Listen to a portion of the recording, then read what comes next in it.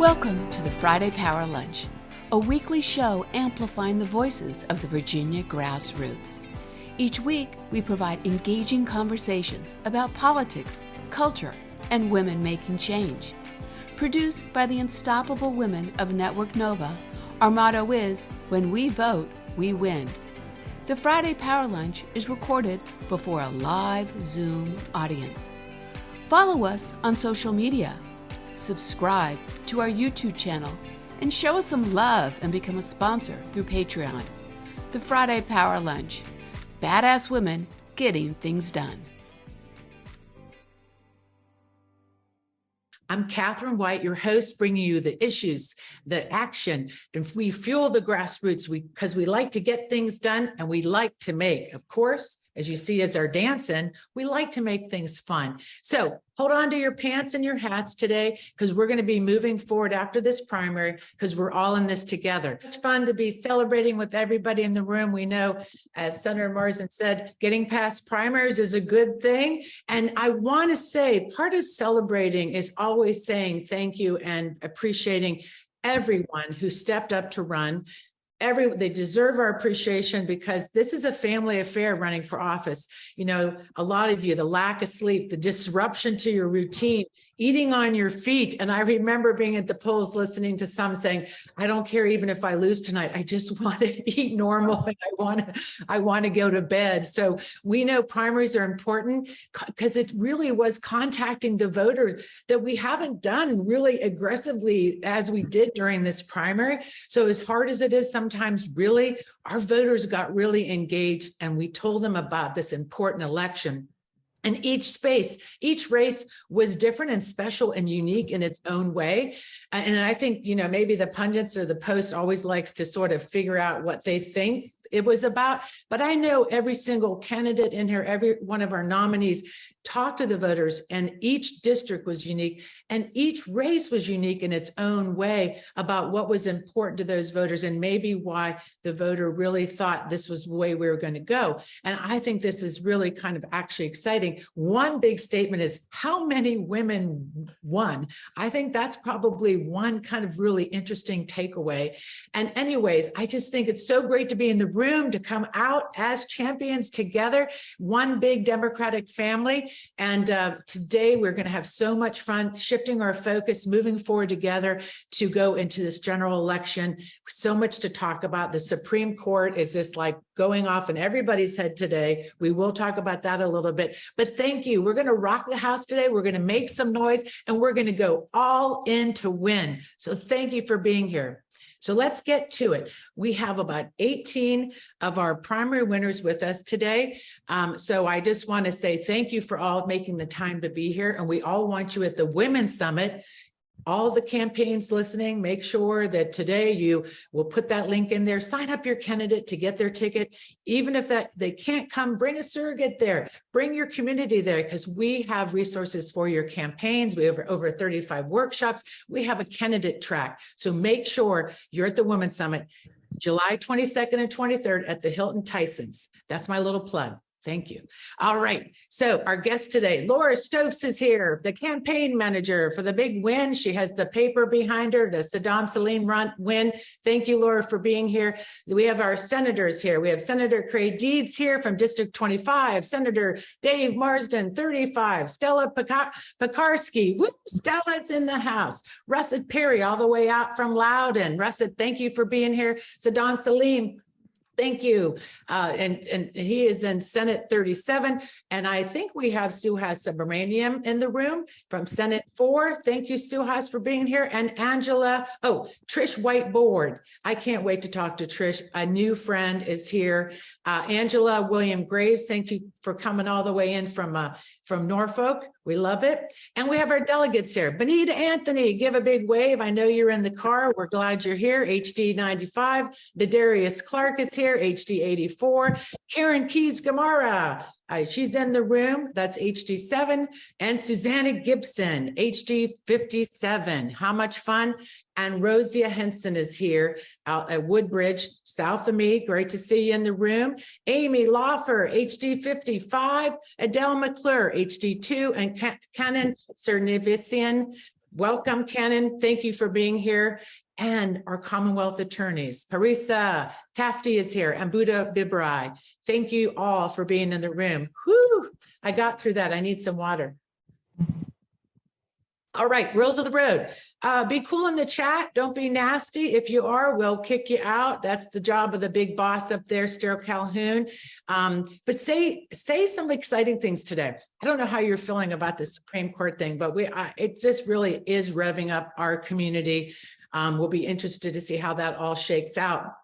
And then tell us also anything you see going on that, what you'll be doing for this election. Maybe you supported and volunteered for one of these campaigns. Let us know you're in the room. And our after chat, 1 o'clock, we go into after chat. And today, prepare yourselves, audience. This is nothing new. We're going to probably go over 1 o'clock. So make sure you get some more coffee, maybe a little sandwich. We plan to have a great time today, but we will try to hold time. But be prepared, we may go a bit over, and stay for the after chat if you really want to get into some great conversations and support the show. This is a Patreon subscription. It's free for everybody to come in, but we do have patrons that support us, and that's how we keep the lights on. Thank you for those that do. And also, I want to say we had a contest last week. We had a contest for the winners of the new to get how many people could sell tickets to the Women's Summit. And we had 3 winners, and they get a signed copy of David Pepper's book, Saving Democracy. Seems like a timely book. It will keep them busy while they're canvassing. That is Kathy Fries, Mary Rarick, and Rose Fabia. Congratulations. How about some applause up there in the big house? We'll get our applause. All right, I love it. So let's get this party started. Fennell Norton, come on up. Let's chat a second or two, and then let's get to our show. How are you doing? I am doing fine. You know what? I was feeling a little bit. No, you're not doing fine. Don't lie. You're mad. But I had to get myself together. So I had to get myself together for the show. And this song, I don't care what's happening, it always cheers me up and gives me hope and optimism. So I feel really good about that. But I know you want to talk about the Supreme Court decision, so I want to talk about that too. Yeah, well, go ahead. I want to say that real quick, we have just a few minutes that we talk about when we talk about what we've been experiencing, and especially at the doors with LGBTQ kind of things going on, even in Virginia. This brings it to the forefront about sort of openly discriminating against our allies and our friends, and that are lesbian and gay, that you can just discriminate. So what's your takeaways from that case, when it wasn't even a case, the website one, there wasn't even they took the case even though it wasn't really even, it was real yet. Yeah. Yeah, it wasn't even a case. And they decided, I think the important thing for everybody to remember with all the stuff that's happening right now is that nothing is fundamentally changing. The only thing that's different is the makeup of the court. So people are really pushing through their own agendas. And what's really unsettling about it is the justices aren't even really using the law as much as they're using their own personal feelings. And that's they're using feelings. I thought, yeah, I don't, right? So I think the student loan thing, not the student loan, the web designer case with same-sex marriages is really sad. And I think we're going to have to dig into that so people really understand it. But just to give you a little bit of hope and inspiration and firepower, I'm going to encourage everyone to go to YouTube at some point today and listen to Jackie Goldberg. She's the president of a school board, and I'm not sure where it is.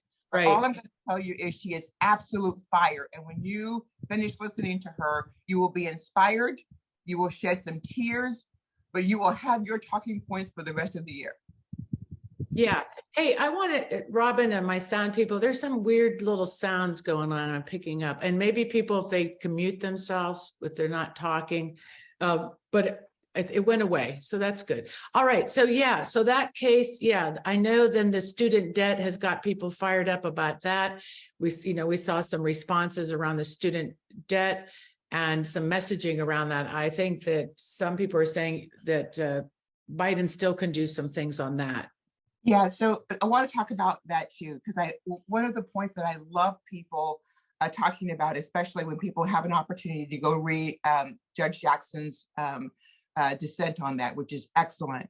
But I think the whole notion is that the court is saying, oh, well, the world should just be colorblind, and we all know better than that. So just because we can say it's colorblind in terms of fairness around education and one's ability to get to it makes it a whole lot different. So I think that's really sad around affirmative action, and that wouldn't really hurt. And I think when folks just again start to look back at the historical context of it, you will understand why it is so deep and so painful. But what I was happy about was there were many college presidents who were on the news this weekend writing articles this week about what they're going to do in lieu of that. So I think we just have to keep fighting the fight, but we're going to have to do what we can do until we can make a change. Yeah, I mean, it was such a big dump at the end. It would just sort of everybody, after the affirmative action that I know that also just was on everybody's minds in the last couple of days, that decision, overturning some of that, it just seems like, what we're doing, this court is just doing is turning back like 50 years. We saw it with Roe, we saw it with the Dobbs decision, and it feels like all the progress we made. But, in some ways, for us in Virginia right now, it's sort of like focusing where we can do good and where we can really come out of this election, really making sure our values are forward, our voters are understanding what's going on and what we can deliver, at least state by state. Or if our state, we win our majority, we really protect our values and our progress. And I know that's important to us here. We could do what you do, what we can do and hold on to. So with that said, I wanted, go ahead. Yeah, I want to just wrap up the last one, which I think is really important, right. And that was striking down Biden's debt relief. And so when we think about how important it's going to be for young people to be engaged here in Virginia and everywhere else, that means we're going to have a real discussion about that so that we think and know that they're smart enough to know that this isn't Democrats and this wasn't Biden, but it was this Supreme Court. And what other kinds of legislation can we do? So you buy time, and that means we still have to be focused here in Virginia to elect the right people and make sure that we can change what's happening here, but also in the legislature, in the House. I think we've already done so much investing in public education in Virginia in the sense of making college and affordable. And I think, also going to tech schools, making affordable education shouldn't be so outrageous. So that's another thing that we need to tackle, but I digress. Let's move on. I'm so excited to get everybody in the room. I love it. Okay, Laura Stokes, let's get on with our first segment. And a lot of this, when we talk about elections, hey, how are you feeling today, my friend? I mean, other than the Supreme Court decision, I'm still on cloud nine because of this whole. I know you made the papers. How cool is that? And for being, a lot of people in the room, we have probably some campaign managers here, also people that have been through this. But we really wanted to bring up and speak to you because you said some unique takeaways about your campaign. And I'll just say that today I was talking to one person that was a volunteer on your campaign, and it was striking when she said, I can't wait to come on the show to see you because I volunteered. And she goes, this was the best campaign. I felt so like taken care of. I felt so engaged and needed. And that kind of appreciation, I couldn't tell you the light up that happened with a volunteer that felt, and that to me is a secret sauce. So that you can make people feel so welcome and taken care of and appreciated. So I would just like to unpack some things with you, some takeaways. Let's just start with, maybe what's on your mind, but I want to know what your secret sauce is about how you approach campaigns. Well, the thing I like to say that I don't hear people saying enough, and I hope people will start saying it, is that I think it's important to build community around a candidate as a part of a campaign. That's the phrase I use. I've used that phrase with candidates. I've used it with donors, with volunteers. And what I mean when I say that is, we can't control how much money we raise. I mean, we can certainly try. We certainly went out and asked for donations, but we can create a feeling. We can create a community. And we have the ability to influence that with the campaign staff, with the candidate themselves, with the people that we ask to be a part of this. And then we can, kind of keep that community going throughout the campaign.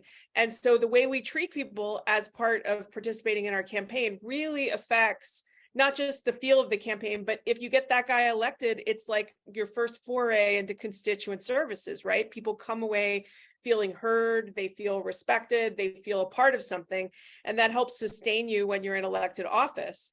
A lot of the people that you might ask to volunteer in your campaign, you might ask them to come down to Richmond to help you advocate for legislation. So it's not about just, volunteer and then I'll never see you again. It's about creating a community that lasts beyond an election, and that you can take with you to the next campaign. So actually with Saddam's campaign, a lot of the people I brought in were people from City of Fairfax who I had worked with on Catherine Reed's campaign. And so we kind of built a community there, and some of it came with us to the next campaign. Because people got, the way we do things is a little different. It's fun. We try to create something for everyone in particular, because not everyone can go knock doors. That's not, it's mobility wise, that's not everyone's, thing. So I like to try to think about how can I create some level of participation for every person who's interested. Sometimes I just tell people, just come to this event. You don't have to do anything other than just be there. But your presence matters. So, some people will just come to events, and that's great as far as I'm concerned, because they're part of the community. Yeah, no doubt. I mean, you see that energy there, and I was, really impressed with this volunteer who said that to me this morning, and I was like, I think that is really important, because we talk about this when you are in campaigns. I know how much you get, like, can you show up? Can you give money? Can you do this? And it gets kind of exhausting, right? Yeah. So creating that family is really important. And some other input. I want to also take, so there's a volunteer side of it. And I love that, because I think it is important that we sometimes just getting so many emails about just taking. And I could tell one thing about your campaign is this, how well organized and how well taken care of that you did. When even I did the event with you, you really checked in on me. You really made sure, is everything good? I just so appreciated that, and being so inclusive. So thank you. And then also, let's talk about the money. And and just in the paper, the 6-to-1 thing, everybody's like, I need money. And yes, we do. But tell me about this grassroots message about money. Well, we kind of knew coming into it that we were always going to be outspent. Chet Peterson had almost $1 million. And, just coming into a race like that, people would say, well, how you can't win when he has so much money. So we got to a place where we were just like, okay, how much money is it going to take just to get the message out? We're not going to have a war chest. It's not going to happen. We certainly went around and asked, but, we're not going to have, $1 million. So what is the minimum amount we can have in order to do what we want to do? And we really tried to be very smart about the way we spent money, because, we didn't have a lot to play with. So we had to be very strategic. So I always recommend to people, look at the way you're spending money, because that in and of itself, you can save yourself some money. We put investments into having very good campaign staff and working, together as much as we could and being together in the same space. And I think that mattered. We spent a lot of time on research, understanding the district itself. We created turnout predictions for several different scenarios, and we were actually bang on with our turnout prediction. We predicted like 13.1% turnout, and I think it was like 13.7. I mean, we were right there. And we went at every precinct, we analyzed turnout in past elections, so we could see like how many votes do we need to get out of that precinct. And we were very, very like honed in on that, because we don't have a lot of extra. We can't just paper the town with Saddam Salim campaign material. So we have to be very targeted. So we went in, with primaries, it's nice because, these are high propensity voters. These people are high information and they're very motivated to vote. So it's about finding who those people are in every precinct and getting to them and talking to them, not just at the doors, but postcards, mailers, digital, and, going to community events. We went to a lot of community events and met people there and talked about what they care about. And I think one thing that really, really helps is Saddam's story. I think that connected with people really well. One of the things we talked about early on is what was his life story, and he might have a chance to talk about that. I think his life story really emphasizes what makes Democrats' policies so important, because his life has been affected by climate change, by affordable housing, by public education, by affordable healthcare. And so these are all things we've been fighting for generations now. And he is the return on our investment. We invested in those policies. We get somebody like Saddam Salim. Right. So telling that story to voters, that resonated with people. Yeah, I think that's great. And so what I'm excited about with you working with us at the summit this year, you will do a workshop for campaigns and candidates. So all the people in the room, and you may have people on your campaign staff, send them to the summit and get them with Laura. I think this is translatable. Some of this stuff she'll talk about, I think it will be so important. I think every district is different. Every candidate knows usually what works. And I think that that's really, really important, that this, nothing is across the board except how we take care of people, how we treat people. I think, that is really something that was stunning in watching how your campaign ran. So we're so excited you're here, and hopefully you could stick around a little bit. Any last words? You got anything I want to get off your chest? Well, we're just getting. Thank you. Yeah. I want to say thank you, everyone who's on the call who volunteered with us or gave us some, even if it was just moral support. I want to thank them. Let's see if you're anybody in the room. Hit your reaction button, get a thumbs up, and you'll come to the top of the screen. If you volunteered or worked on this campaign, let's just see who's in the room. I know. Look at this. I love to see who comes up. Yeah. I know some people. I know some friends were. And I see him like April's here, Alan, the thumbs up. There's a lot of folks in the room. That's awesome. Yeah, and these are the people that made it happen. It was really very much a community effort. So I want to thank them for being here and for what they've done, and let them know. Some of them have been calling me. We're going to get right back to work soon, so don't worry. We'll get you postcards. We'll get you back out at farmers markets. We're not going to wait too long before we go back out on the street. So yes. Thank you, Laura, so much for being here. It is so great talking about. For me, I felt like it was really great to get in front of our voters. So let's bring up Ms. Fennell, and let's bring up our senators our Senate candidates are in the room. And as we bring them up, that is going to be Creigh Deeds is here, Dave Marsden, Stella Pekarsky, Russet Perry, Saddam Salim, Suhas Subramanyam, and then Trish White-Boyd and Angelia William Graves are all up here.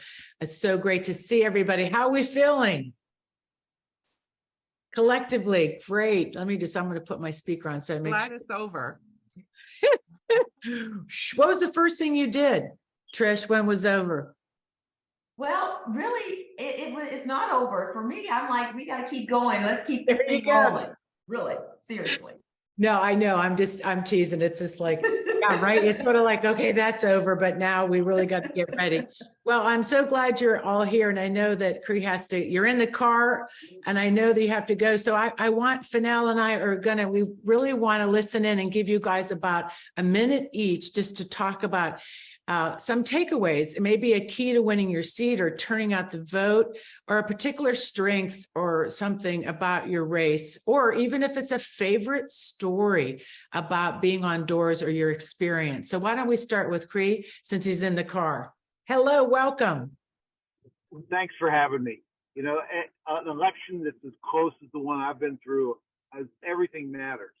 The time I spent on doors myself mattered probably as much as anything, but everything mattered, and I had tons of help. We had the best turnout in the state, and I was real proud of that, real proud of the fact that we were able to get people excited and get people going all over the district after the polls. But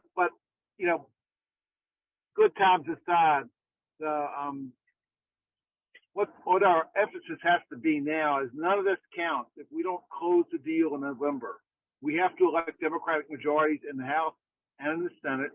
We have to hold the Senate. We have to take the House, and in order to keep this governor and his allies from rolling back all the progress we've made over the years. Right. Everything is at risk. Everything we fought for is at risk. So there's not much time for glad handing or slapping on the back. We got to get back to work, get back on the trail, get money raised, make those calls, tell your candidates to stay on the doors. We've got to do the work to connect with people because we owe the people too much. Yeah. No, I think that's a good pep talk. And we'll go right over to Russet. Russet, what are you thinking in your minute, your takeaway from what your key stories or key moment or what your feelings are moving forward in your district? Yeah. Hey, hello to everyone on the call. I know some of y'all, to the rest of you, my name is Russet Perry. I'm running up in the 31st State Senate seat out in Loudoun and Fauquier. Just finished my primary last Tuesday. So excited to be done with that. Woo. This seat is so critical and important this year, 21st most Democratic seat in the state. So we'll be that majority making tipping point seat. To Creegh's point, so much on the line this year. What happens with abortion and every other thing that we have worked so hard for in the Commonwealth is on the line in the seat this year. I'm running against the son of a Republican billionaire who has Glenn Youngkin's backing to try and come in and buy the seat to make sure that we lose that Senate majority. So couldn't be more at risk here, more at stake out here in Loudoun County. And so to Creegh's point, we have to be focused on what the people of Virginia and at this point, all of the people in the South are depending on us to come out and fight for. Yeah. So that's what's firing me up is at the doors, making sure everyone knows exactly what's on the line here this year, what's at stake and what we have to do to protect it, which is to Laura's point is get out, get people out, build a sense of community and really get people to the polls. Yeah. And it is voter engagement and voter turnout. I know there was an article in Blue Virginia about that historically, and Dave probably knows the numbers. Dave, when we were talking off year, think like in 17, I want to say maybe it was 9%. I mean, some of these numbers, 30% in 2007, 29 in 2011, 29 and 15 and 42 in 2019. So where do we need to be in our voter turnout? What are you thinking, Dave, Senator Marsden? Well, thank you so much for having us here today. And that was the secret sauce for Glenn Youngkin was a huge rural turnout that was just unanticipated. And so that's what we have to match this year. We have to maximize our vote. And the work that y'all have been doing in terms of working in rural communities is going to start to pay off. I am certainly hoping in this upcoming election, because that's where the votes are. That's where a little bit of the political despair has been in this Commonwealth. Mm-hmm. And we need to bring us all back together. Rural communities, suburban communities, urban communities. It's also critical. And this year the elections were won on core democratic values of making sure that a woman has the right to make her own decisions about whether she wants an abortion or not. The fact that we need to maintain the gun safety laws that we have and bring on more of them. The assault weapons ban and certainly the bill I had last year to deal with prevention of guns being stolen from cars. It's an epidemic in this state. 714 in Richmond alone last year. And lastly, certainly the environment. We're getting worse news every day about tripwires that we're hitting on the environment. But the other thing that really I don't think was a huge issue in this campaign, but it's the one that I worried about. It's the one that's just a little bit below the other three is our voting rights in this Commonwealth. And the fact that we can vote early, the fact that we can mail in, the fact that people have access to drop boxes, people showing up at early voting sites with their ballots already filled out. They had plenty of information to base their vote on. And it was just great to see the turnout. It exceeded what I thought it would be. And I think it's a good precursor because Virginia sets the tone for this country. Right. this elections this year, and that's where we have to focus, and that's where we have to show the rest of the nation that Democrats are. That is awesome. I think you rounded up a lot of that stuff. I think the issues that you spoke to are so important. So let's hear from somebody new to our community, and we've been so excited because you're a friend of BJ Clark. This is Trish White-Boyd. Please introduce yourself to this community, and you're in Senate seat 2, District 4 or 2. 4. Yes, District 4. Yes. Hello, everyone. Hello. Hi, this is definitely a new seat. I am a member of Roanoke City Council, have been on City Council for almost 5 years, served as vice mayor. And, you know, when this seat, when Senator Edwards used to be 21, longtime Democrat, this seat was always blue, no competition, you know, everybody was comfortable.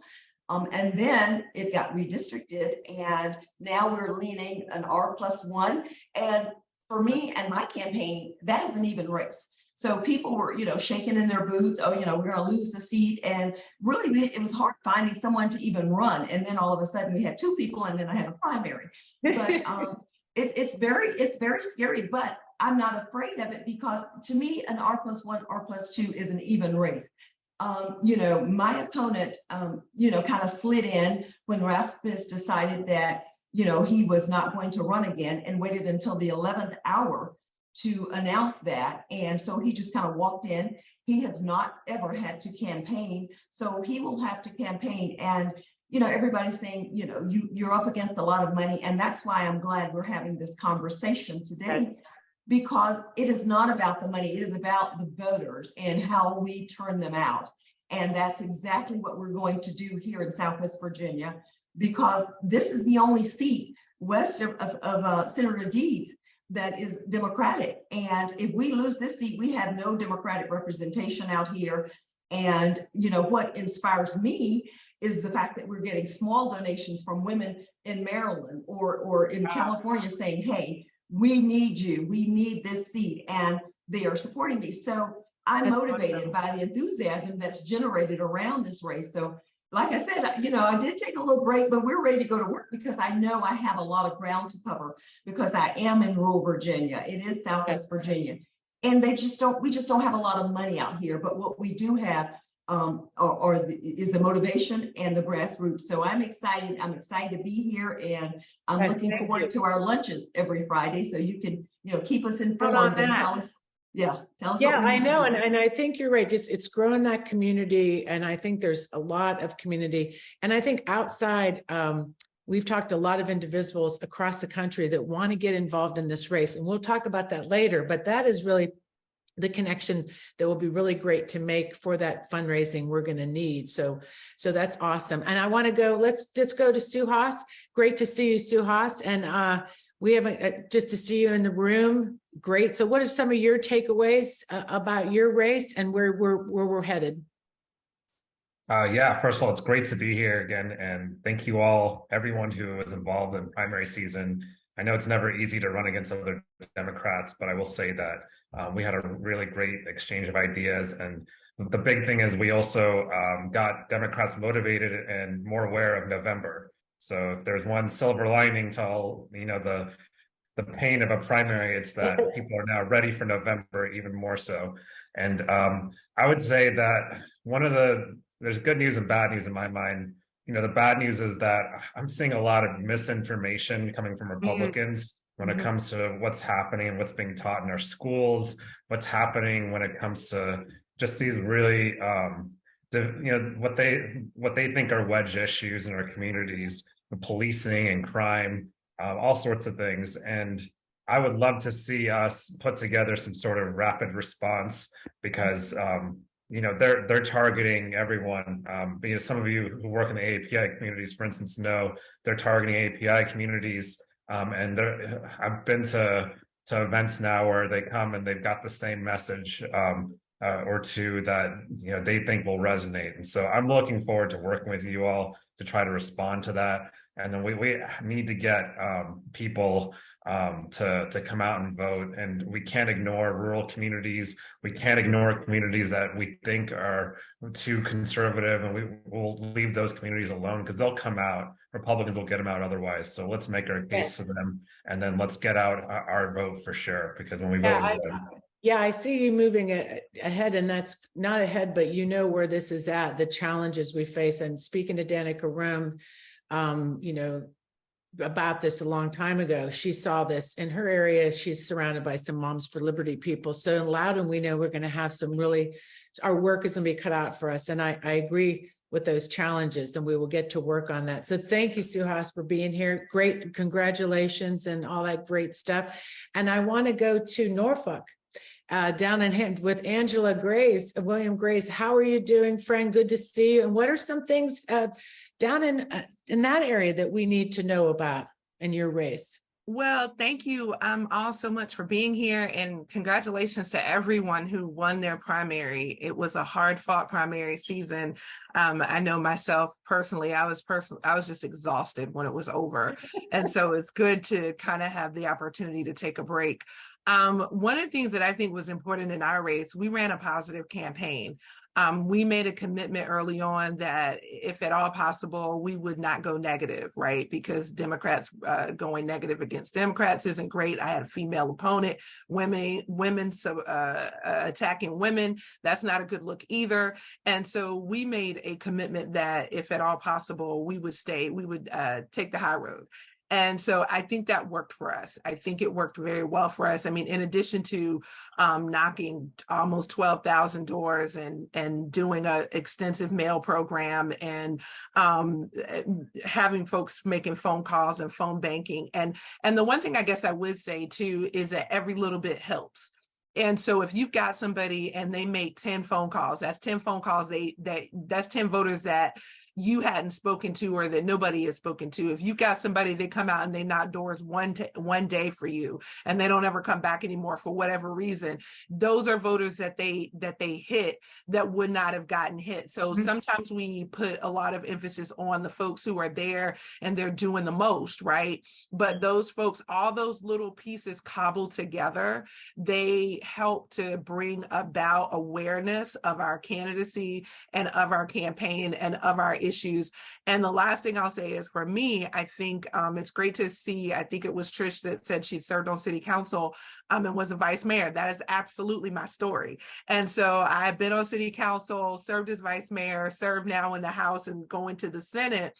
For me, it was just a reaffirming moment, because a lot of times all we hear are the complaints from people, right? And what's not right, what's wrong, what's this, what's that. But it was very reaffirming for me that people they appreciated the body of work that I provided over the last 13 years. And that felt really good. Yeah, no, I love it. I love it. And I'm really excited about hopefully we'll see you at the Women's Summit. I don't know if you can make it up here on the stage on July 22nd, but we need to go all in, and the grassroots will be there. We have so much to share and get our energy together in July. So thank you for being here. Oh, and can I add one more thing? Yes, go ahead. This is the first time Norfolk has had an all Norfolk Senate seat in more than 35 years. This is an all Norfolk, every corner of the district is in the city of Norfolk, and it encompasses about 93% of the city, but it is an all Norfolk Senate seat. And we haven't had that since before Yvonne Miller. Wow. And so that redistricting was really interesting, how some things shook out. And we know for Elaine Luria lost a lot of that Norfolk and really the outcome there. But I'm grateful to hear about that, and so grateful for your win. And thank you for being here. We're going to bring up Stella, our next senator. You know what's exciting? I'm just thinking about the Senate. I'm just thinking about when all y'all win and what it's going to look like. The diversity, I'm just so excited about what I'm seeing and the energy. And I want to share something. Another activist friend or a friend said to me, this is the first time they've been excited in a while. This primary actually was really hard and bruising. At the same time, they're like, I kind of back in the game. I'm a little excited. So Stella, what are some of your takeaways? Congratulations. Thank you. Yeah, thanks for having me. I think, for me, one of the big takeaways is that community matters, just like Laura said, right? This was a basically new district that I represent the majority in, that I'm already, as a school board member, that I've worked in for over 2 decades. And people really at the doors were looking for somebody who was representative of them, somebody who had deep ties to the community, somebody that they knew and trusted would be there if they had issues where they wanted to talk to folks. And people were really energizing their networks. There was a lot of relational organizing, right? Mm-hmm. My PTA moms came out, my teachers came out, people that I have had ties with for decades were bringing out their friends and telling them, hey, look, we trust her. We need to get her elected. And as a result, we saw a bump of 25% turnout in this district over the governor's primary in 2021. So when we talk about how do we inspire people, how do we get people to come out and vote, the secret sauce is you elect people from communities that have ties in these communities that people want to come out and vote for. I think it's kind of a simple. It's simple. I mean, I think, service and name recognition and school board in your service, like 30 years, you're on PTA, you have 6 kids, you're involved. And then past that, you have all this turnout for obviously both of the people that were running. So we want to make sure that the other voters, that's part of the moving forward part. Like, how do we come together now and make sure that all of those people turn out or they get involved in the election and we keep good. I think for me, it's always keeping people in our family. I just see so many people run for office. They don't win, like Fennell on our team. That means wrapping up. That means we need Saddam to speak. Saddam. Yeah, Saddam, let's wrap up with you. Stella, thank you. Well, thank you for having me. First, I really just want to say thank you to all the volunteers, the Vienna postcards, even my high school biology teacher who I knocked twice. And the second time when she answered, she finally said, I think you look familiar. And she just opened the door as soon as she found out who it was. And, to go back to the fact that it's really about community, it's really about building. And I'm not new to this space. I was precinct operations about 4 years ago, got to know a lot of candidates and a lot of campaigns over the years and sort of did a lot of local work. And what really got me through this is really, we had a lot of down days. I really also want to thank Erica Yalowitz when she dropped out of the race and really, came to me and said, I think you're the guy, I want to endorse you. And I think that went a long way. That gave me another milestone and a little bit of hope. But what really got me through is that when I went to my post office and opened up the post, the mailbox and got letters saying, I wish this check was bigger. This is all I can do. I knew you for many, many years. You're a good guy. You're going to do great. And it was $25, $10, $50. Those are the things that got me through the power of community, the power of the fact that it's not about me. And I've been adopting this thing where I said, during the campaign, the whole thing is 5% about me and 95% is about the people and the issues they really care about. So that's what it's been about. And we're not going to stop that. I'm not going to change my philosophy. At the end of the day, what I do should benefit my constituents, the Commonwealth, and all Virginians. And when we say all Virginians, whether you're here or Richmond or in Danville, it should all be impacted, not just Northern Virginia or other parts of the Commonwealth. So that's what I'm looking forward to. And we're going to keep doing the same type of work that we're doing, bring more people in wherever I can be so that we not only retain our Senate majority, add an extra seat, wherever I have to be for the House side so that I can go and knock doors for somebody else and say, oh, let's get that, the House back. Let's get them an extra couple seats. And if we're out there doing the same thing that we did here, that is possible because Glenn Youngkin's going to get an arsenal with the way the Supreme Court has been ruling right now. And that's his ticket to do whatever he wants. So we have to be able to fight back. That's a really good point and a beautiful wrap up. Thank you so much, Saddam. It's just an. Thank you. All right, for now, let's move on to the House. Yeah, I know we have to move it on, but that was a really beautiful wrap really up. Great, yes. And I want to just say, because I didn't say earlier, that we had the 3 winners for getting folks to the summit. And I want to just put that same challenge out to all of the candidates who are on the phone to get people engaged. When we are in community, we build solidarity. So I want you guys to really work at signing up folks for the summit. Anybody that you recommend to the summit, when they sign up, all they have to do is put your name in to say that you recommended them for the summit. And then we'll do something really great for you too. Well, not doors, maybe. Yeah, maybe we'll come knock doors. Okay, so let's, I love it. And I have to say, thank you. Bonita's in. And wonderful. Now. Darius and Amy and Adele and Kimberly. So I'm looking for them. Yeah, I don't think Kimberly's here today, but go ahead. We need Adele. Okay, good. So Amy, we need Adele. Laufer, Nadarius Clark. Wonderful. And I do have to I want to repeat again, working together. I love Saddam saying that he's going to go knock anywhere, that it is all about us winning across the state. Because if you win, whatever, but if this guy doesn't win, we don't got the majority. So this is a great way to start. So go ahead for now.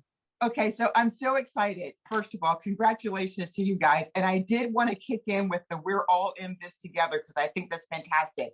Because what I want to start with is, how are you guys going to work with other folks? And I want to start with Nadarius, because when I was running, Nadarius, you did everything for me. I could not have asked for a more supportive teammate. So my first question is, and this is for all of you so we can speed up the time, is your superpower and how you plan to work with other candidates? Awesome. Well, I'm glad to take that question first. Hello, everyone. It's so good to see your faces, so many friendly faces, and congratulations to everyone that won their primary. But we know what's on the line, we know what's at stake, and we know why it's so important to be a team, to collectively come together to help out each other.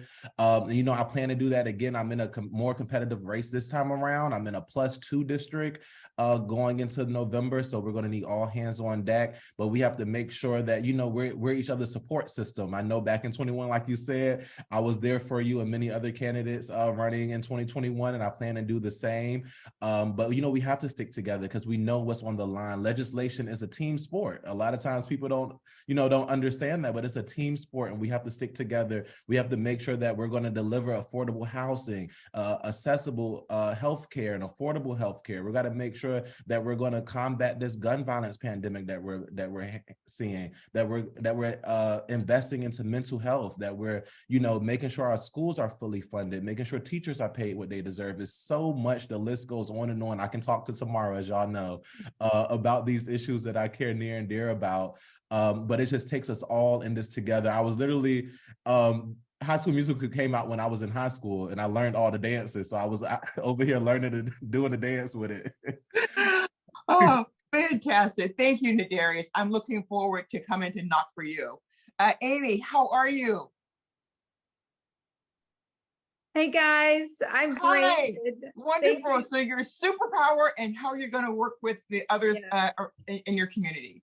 Yeah, I'm so grateful to be here. I want to just say something that Stella said, being part of your community and being really active for years, really, that is part of what's happening here. And I would just encourage all of you, even if you're not going to run for office, to apply for commissions and boards within your city and county, because they need people to help get the word out and be advocating for members in your community.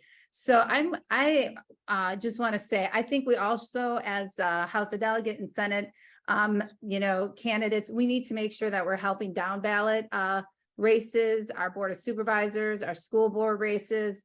It's going to be important that we all win, because they are going to be attacking on every single level. And I think really important to Democrats is abortion. Abortion is the top issue. When you decide to have a family, that really makes you reflect on your health care, your housing, your schools, everything else about your community. And we need to make sure that we're talking about having women deserve rights. They deserve privacy. And that is, they deserve to decide when they're going to have a family. So I'm really looking forward to working with all of you guys. I will do just a shout out for Virginia's List. It's a PAC that supports Democratic pro-choice women running for office on the House and Senate side. So, we need to be supporting our candidates. field money, all of it. And I'm just really grateful. Thank you so much. You're welcome. Congratulations to you. Adele, your superpower, and what are you going to do? Hey, so first and foremost, I want to thank every single person on this call for everything you've done to get folks elected, and also thank and congratulate all the candidates who won, those who ran. I know it's not easy. I am the Democratic nominee in Arlington's 2nd House District. I've been running for 18 long months. So I had thousands of conversations with people in our communities who are concerned about their fundamental rights being taken away, who are concerned about mental health, lack of access to childcare. And we will not back down. We will continue to stand up for them and their fundamental rights and all of the necessary services that we need to get our communities. So I'm very hopeful that we're going to flip the House, grow our majority in the Senate, and I don't have a general election opponent. So I'm all in and ready to work with all of you to raise as much money as possible and continue to mobilize and get out on these doors and win back the majority. So I'm ready. I'm ready to go. And I just thank all y'all. I love being on the Power Lunch. It's always so inspiring, so powerful. So I just appreciate y'all. So I just wanted to send love out there and appreciation to all of you. Wonderful. Thank you. And congratulations again. Miss Bonita Anthony, hello there. Your superpower. What are you going to do? I saw your superpower in action on Sunday. So let's hear it. Yeah, there she is. Uh-oh. I know. Uh-oh. Let's try it again, Bonita. Hey. Oh, wonderful. Go ahead. So hey there, Bonita, your turn. Your superpower. And what are you gonna do? There you go. Hey, sorry, I'm in the car. It's just very iffy service around here. So hey, Bonita Anthony down here in Norfolk and Chesapeake with the new HD 92. I love this question, right? Because I always tell people if I was a Marvel character, my name would be Navigator. But I think my superpower right now is collaborator, because now here in Norfolk, we got in pretty much in the Hampton Roads area, we have some serious races, right? So even though we don't have an opponent for November, we're not resting on our laurels. We are all in to make sure that Senate District 21 is covered with Angelia Williams-Graves. We'll make sure that House District 94 with Phil Hernandez is covered. Yes. Be here, make sure that, everyone, especially HD 97 with Mike Seegans is covered, yes. And then, over here, when we go into Chesapeake, we're going to make sure that HD 89 with Karen Jenkins is covered. So we're all in, we're gearing up. We're going to be knocking doors. The feeling here is there's a lot of voter apathy here in this area, but I think, the audacity of the SCOTUS and all those things that are happening has really shooken people. They're really fighting for public education and making sure that we fight against economic disparity. So I think we can gear up more volunteers to make sure that everyone that we build up that support in the majority in the House, and then hold that blue line in the Senate. So we're all in. All in. UNITY. Some cheers. All right. That's right. Fantastic. Thank you guys, and congratulations again. Thank you for being here. And let's move on to the next. Thank you, guys. Thank you so much. Thank you. So and we're going to bring up. We're going to bring up Susanna and Raza and Karen and Cannon. Yes, and I'm going to say, well, we're getting them on the screen. Susanna Gibson and 57, Razia Henson 19, Karen Keys Gamara, and Cannon Cernivasan. Great to see you. Hey, Razia, nice to see you. I want to say that Bonita just described a power pack, and what we're doing in the grassroots is putting all of our candidates in power packs. And that means from Senate's going to be in there, delegates that are all surrounding each other, and how we're going to work together. Just want to put that plug in for power packs. Go ahead. Yes, and I think you guys are going to talk about that next week, which is going to be awesome, because if we do this together, we'll win. Susanna, your superpower, and how are you going to support the rest of the team? Oh my gosh. Hi, everyone. And I see a lot of my friends that I haven't seen on here. I haven't seen people in so long. I'm fresh off of a primary. I was thinking about this when I was listening to other people speak, and I have two, okay, not just one. One, the first, and I think I told Nadarius this the very first time I talked to him, is that I will never, ever, ever doubt my ability to do something. I will put my work ethic up against pretty much anyone's, and I will start off not knowing what I am doing, but by God, I will work and work and work until I am the best. And I have come quite a long way. And that is my superpower. I never doubt my ability to do anything. And then thinking about really why I won, I've been a nurse practitioner here in the greater Richmond area in Henrico for 15 years, right? So not only am I involved in my kids' school and in the fitness community, I have a lot of patience. 15 years is a long time, right? And I've bent over backwards to do anything and everything my patients need for 15 years, and know a lot of people. And that support from my patients, I have to say, my patients, I cannot tell you how many people came in and said, I saw you on TV. Can I have a sign? And they would come into clinic. And so again, community organizing and just having been present and really having a long history of helping people in every way, I think is my superpower. Wonderful. Well, congratulations again. Karen, hello there. How are you? Your superpower and how you're going to work with the community. Well, I'm going to take the liberty of my previous speaker and say I have two, I think. The first is I really love being a team player and having that opportunity to connect with the community it just energizes me. I could be one of those people talking on the corners. Any way I can connect with people is just a thrill for me. And the other part is once I connect with people, I love to engage in laughter, and it happens a lot. And when people start to really connect and have those conversations and you laugh together, you start to have a bond, I think. And I don't know, it brings me joy even talking about it. Why I won, I really credit the community. We have a very engaged community that did a lot of research. A lot of people were torn. We had some really tough choices in House District 7, but we had a lot of opportunities to do forums and things of that nature. And I think that they were really engaged and paying attention. I know that this was not an easy choice, but I think the community really came through in terms of really figuring out what they wanted in terms of representation. I think my background as a school board member, the importance of public education in this debate, I think was a big part of it, because people recognized that I had already been in the front lines of taking a couple of things. Wonderful.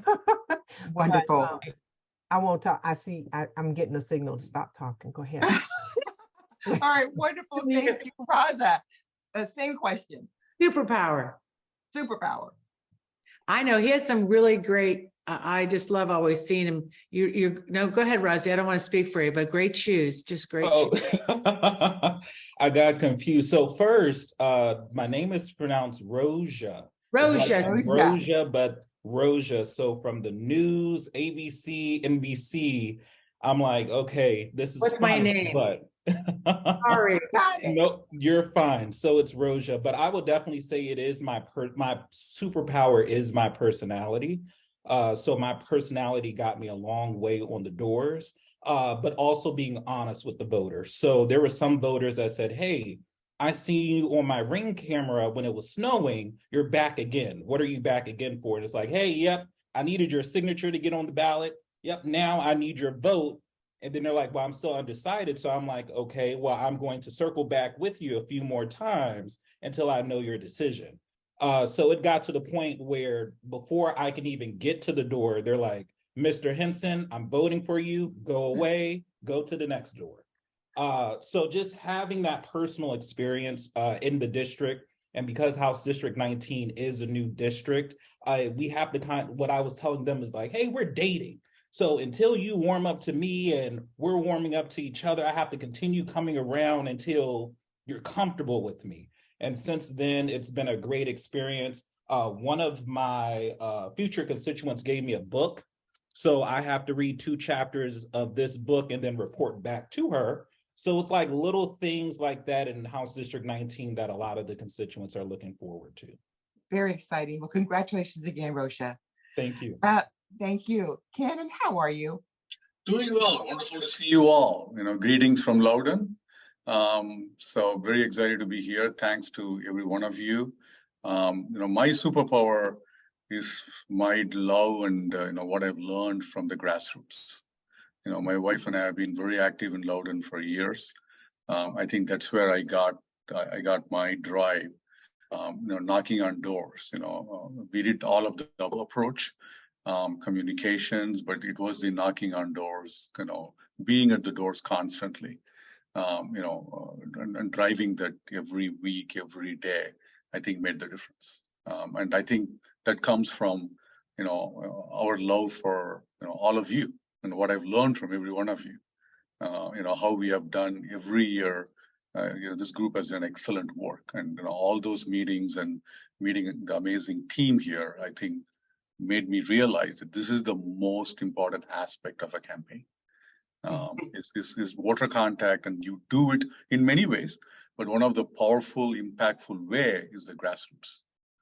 So all of the learnings I learned and I'm still learning is what brought us home. Wonderful. Thank you guys so much. Congratulations again to all of you. Catherine, I just want to say, yes, Cannon, you're going to have an interesting race out there. We're glad you'll be out there hitting those doors. And one thing I'll say about Cannon, he's been on the road with us at the Women's Summit. So talk about the strength of the grassroots. It's been awesome. And let's bring up the Commonwealth attorneys are here because we're getting up on the hour. There she is, hard at work, Buda, Bibrai, and Parisa. Delegate Tafty, look at, I love always with the blue, love it, love it. So goodness, let's go right at it.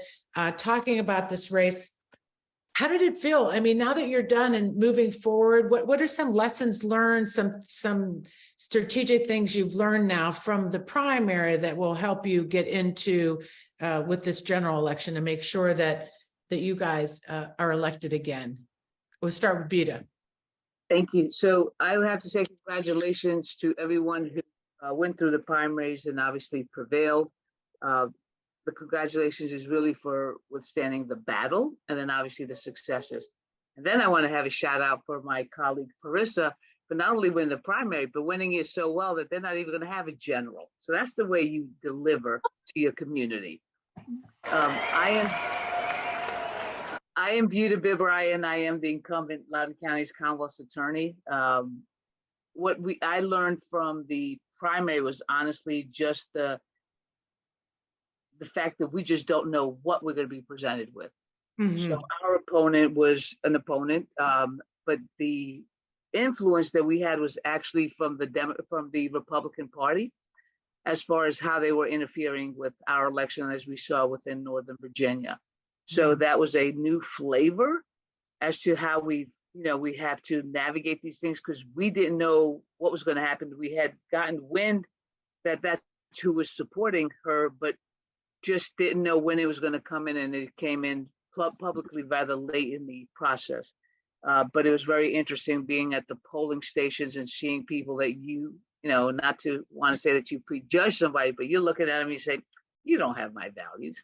Like, I don't even know why you're in this lane. I think you need to get back in your little car and go home. But it's one of those things that's where they were looking at, is trying to influence that. And they put it on their websites, suspending all Republican rules. It's an open primary. Go out and vote. And these are the individuals we want you to vote for. And you start thinking like, whoa, how do you anticipate that? And that's the part that it's hard to anticipate, but you have to be 3 steps ahead. Yep, at a minimum, right? And watching your back. So those are things that I think we were able to do in our office. We had a very good team, so I thank my team very much. And then our community rose up to the challenge, and it was literally a call to arms. We need everybody going to the polls. We need everybody to call their friends, bring a friend, all that. So that was wonderful. But that was kind of what my learning was from this primary. Hold that thought. And I want to make sure that I didn't realize that, Priscilla. So congratulations. You'll have no opponent in November. That is correct. Wow. So what are some of your takeaways? And I think I felt the same way that Bonita said about some interference in some of these primaries. But in general, what are some takeaways? What were voters really caring about and so on? So what I think is really interesting was that the previous panel was asked, what is your superpower? And my takeaway in this election was to identify your superpower and then, really, go with it. And for me, it was like my superpower is authenticity. And like, I can't be somebody that I'm not, even if I try. And so everything that I was talking about in terms of hope over fear, like I genuinely have this sort of wild idea that I can help change the world, and everything that I was saying in terms of policies and things that we'd done, were true. And I wasn't sort of, pretending to be one thing and sort of like playing like a sleight of hand. And I think that what I learned, in this election is that, if this was a referendum on criminal justice reform, right, like the voters spoke very, very clearly for, in favor of hope over fear, and very clearly that, that there's hope that we can rehabilitate kids over the fear that incarceration is the only solution, and that we can, support our brothers and sisters who suffer from mental illness instead of punishing them, and hope that, a rise in crime is, doesn't always need to be met with over policing, and we can be smart on crime rather than just tough on it. And that jurisdictions like Bonita's and Steve's and mine, we can all take, steps towards progressive reform in and not worry about the backlash. And our backlash, has been, with recalls, it's been with judges, overstepping their roles, it's been and even police really like stepping out of their lane and deciding, that they're going to start making policy by what they arrest for and what they don't arrest for and what they tell the community. And so, for me, I just sort of seeing the ability of the community to see what was authentic and to see what was real and to see through this idea of messaging reform, but not really being a reformer, and to be able to tell the difference was really heartening. Yeah, and I agree. And Bonita, I'll give you the last word on your superpower. My superpower is not even mine personally, it's my community's. Yeah, they have always risen to the occasion that when I've needed them to be there for me, it's not even asking any question other than where to show up. Yeah. So my superpower is the benefit I have with my community. Yeah. And I'll say that I felt in this race that, like you said, reform is not easy. And with the system so embedded in the way it is, and we saw this kind of a backlash, and I'm so glad that all three of Commonwealth attorneys that were progressive and reformers did make it over. I think that spoke loudly that we need to really takes time. Change takes time.